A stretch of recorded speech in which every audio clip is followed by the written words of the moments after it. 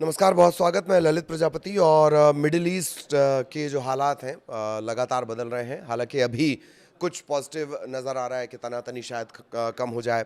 Trump का एक बयान भी आया है कि वो ईरान पर हमला तो करने जा रहे थे, लेकिन हज के चलते उन्होंने अटैक रोक दिया है। चूँकि हज यात्रा अभी चल रही है, इसके चलते उन्होंने अटैक रोक दिया है। लेकिन क्या बड़े घटनाक्रम रहे 24 घंटे में, क्या घटनाक्रम रहे और इस वक्त वहाँ का जो लाइव पेज है वो क्या कुछ जानकारियां दे रहा है, उसको लेकर सिलसिलेवार बातचीत करेंगे।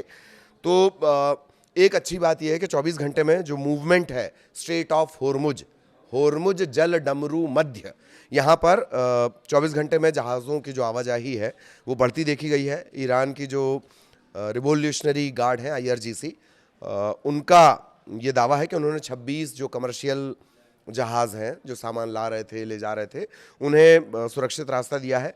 अमेरिकी मरीन ने ओमान की खाड़ी में एक ईरानी झंडे वाले तेल टैंकर को रोककर उसका रास्ता ज़रूर बदलवा दिया है, पर कम से कम कब्जा नहीं किया गया, ये एक पॉजिटिव इसे मानकर चला जाए।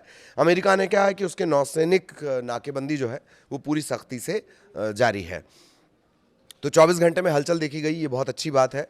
अमेरिका ने 20 समंदर में एक शिप जिस पर ईरानी झंडा लगा हुआ था उसके रास्ते को बदलवा दिया है। तेल टैंकर ये था। और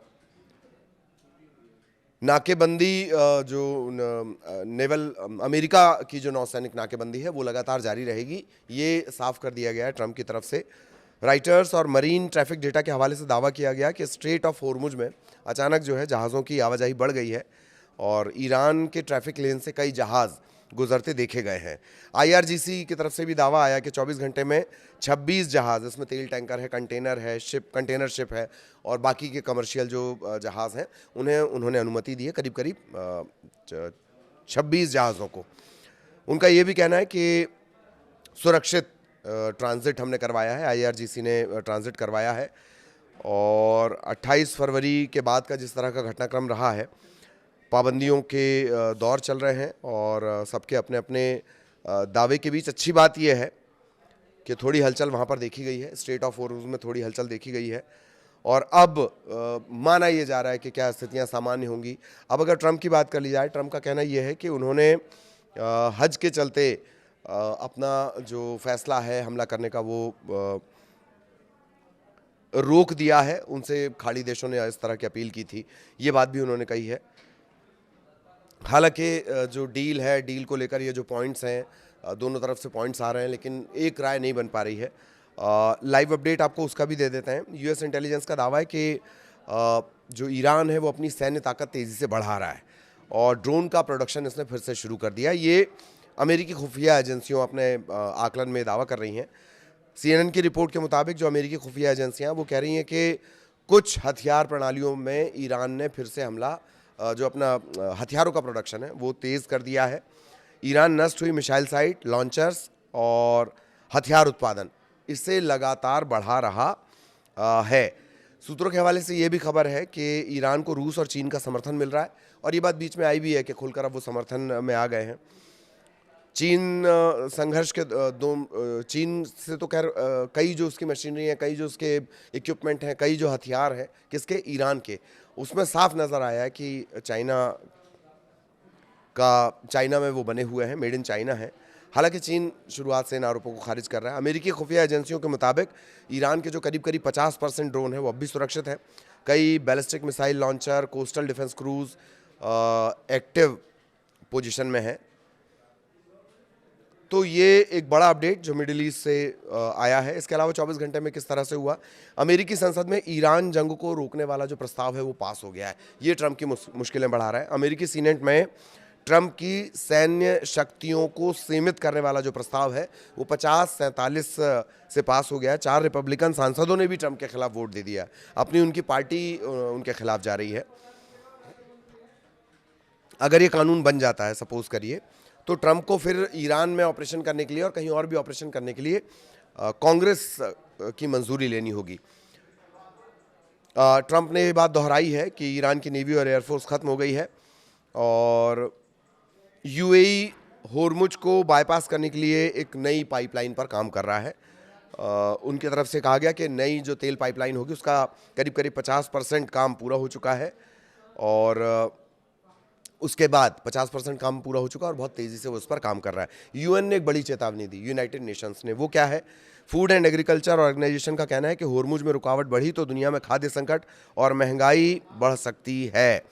एजेंसी का कहना ये है, यूएन का कहना ये है कि जो देश हैं वो वैकल्पिक कोई ऑप्शनल अगर रास्ता है फूड चेन को कंटिन्यू रखने का तो उस पर विचार करें।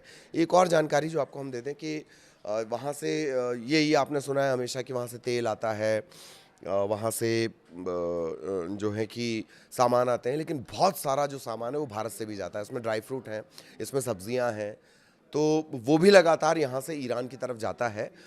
उसमें भी अभी रुकावट और बाधा आई है। अब खबर इस बीच ये भी आई है कि जो ट्रंप हैं वो ये कह रहे हैं कि वो नेतन्याहू को बहुत अच्छे से जानते हैं, मना लेंगे।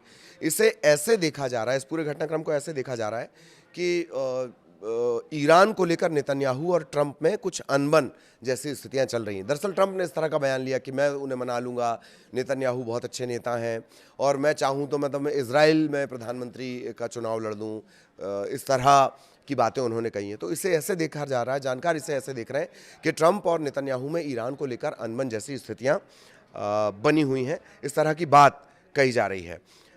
इनके जो मतभेद हैं वो खुलकर सामने आए। सीएनएन ने इस तरह की एक रिपोर्ट दी है कि नेतन्याहू चाहते हैं कि ईरान पर हमले जारी रखे जाएं, जबकि ट्रंप फिलहाल बातचीत और डील को मौका देना चाहते हैं। इससे पहले भी दोनों के बीच विरोधाभास की खबरें आई थीं।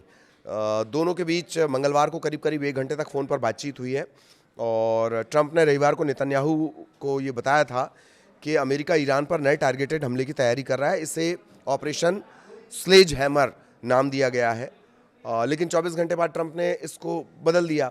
स्लेज हैमर को लेकर हमने एक अलग वीडियो बनाया कि 30 मिनट का वो पूरा प्रोग्राम है। 30 मिनट में नीचे उतरना, 30 मिनट में सबसे पहले ईरान के जो परमाणु ठिकाने हैं, सो कॉल्ड परमाणु ठिकाने, ईरान के जो मिसाइल भंडार हैं, ईरान की जो तेल रिफाइनरी है, पहले उसको टारगेट करना है और उसके बाद नीचे जो फोर्सेस हैं वो उतरेंगी और जो 400 किलो 60% एनरिच्ड यूरेनियम जिसका दावा किया जा रहा है उसे अपने कब्जे में अमेरिकन ले लेंगे। लेकिन 24 घंटे बाद वो ट्रंप ने ये बयान बदल दिया। उसके बाद दोनों के बीच जो है कि वो नाराज़गी बढ़ गई है। मंगलवार को करीब करीब 1 घंटे तक इनके बीच बातचीत हुई है और जो नेतन्याहू हैं वो चाहते हैं कि लगातार हमले हैं वो जारी रखे जाएं, लेकिन ट्रंप कह रहे हैं कि डील का रास्ता, बातचीत का रास्ता वो खुला रहना चाहिए। अब 5 जो मुद्दे हैं जिन पर सबसे बड़ा मतभेद दोनों के बीच बना हुआ है कि परमाणु कार्यक्रम। अमेरिका 400 किलो एनरिच्ड यूरेनियम अपने कब्जे में चाहता है। ईरान का कहना है कि परमाणु अधिकारों और संप्रभुता की मान्यता मिलनी चाहिए। न्यूक्लियर फैसिलिटी, अमेरिका का तर्क ये है कि सिर्फ एक न्यूक्लियर फैसिलिटी चालू रखी जाए और ईरान की शर्त यह है कि सभी फैसले ईरान की शर्त पर हों। ठीक है। प्रतिबंध, दरअसल बहुत सारी संपत्तियां उसकी फ्रीज हैं। किसकी? ईरान की। ज़्यादातर फ्रीज संपत्तियां ब्लॉक रहे, अमेरिका ये चाह रहा है। उसने बीच में कहा था हम 25% की रियायत देंगे, 25% संपत्तियों को हम खोल देंगे, जबकि ईरान ये कह रहा है कि सभी आर्थिक प्रतिबंध उसके ऊपर से हटाए जाने चाहिए। एक मांग जो ईरान कह रहा है कि उसे मुआवजा चाहिए, आपने देश बर्बाद कर दिया उसका, उसे मुआवजा चाहिए। अमेरिका इससे खारिज कर रहा है और ईरान ये मुआवजा चाहता है। और एक जो पॉइंट है होर्मुज, स्ट्रेट ऑफ होर्मुज, अमेरिकी दबाव और निगरानी यहाँ पर जारी रहे, ये अमेरिका की डिमांड है, जबकि ईरान ये चाहता है कि उस पर जो संप्रभुता है ये वो हमेशा की तरह ईरान की ही रहनी चाहिए। तो कुल जमा ये स्थितियाँ हैं, पूरे अपडेट्स हमने आपको बता दिए। तो अभी जंग टल गई है। ट्रंप ने अपना जो तर्क दिया है कि भाई हज यात्रा का टाइम चल रहा है, इससे पहले उन्होंने तर्क दिया था कि खाड़ी देशों ने उनसे कहा है। एक बड़ा पॉइंट कि फ़िलहाल जंग टल गई है। दूसरा बड़ा पॉइंट कि स्ट्रेट ऑफ होर्मुज से ट्रांसपोर्टेशन में मरीन डाटा जो आता है, ट्रैकर, मरीन ट्रैकर, उससे ये पता चलता है कि थोड़ी हलचल वहाँ पर बढ़ी है। IRGC का कहना है कि 24 घंटे में 26 जहाज़ों को हमने पार करवाया है। अमेरिका की जो नौसेना है वो लगातार वहाँ पर मॉनिटर कर रही है और नाकेबंदी उसने कर रखी है। उसने एक ईरानी जहाज़ को रोका भी, कब्जे में नहीं लिया, लेकिन रोक कर उसके रास्ते को बदलवा दिया गया है। ये इस वक्त के बड़े अपडेट। और एक और अपडेट के आपस में बड़ा विरोधाभास, बड़ी खटपट नेतन्याहू और ट्रंप के बीच चल रही है ईरान के मुद्दे को लेकर। आगे भी जो अपडेट होगा वो आप तक पहुंचाएंगे। नमस्कार।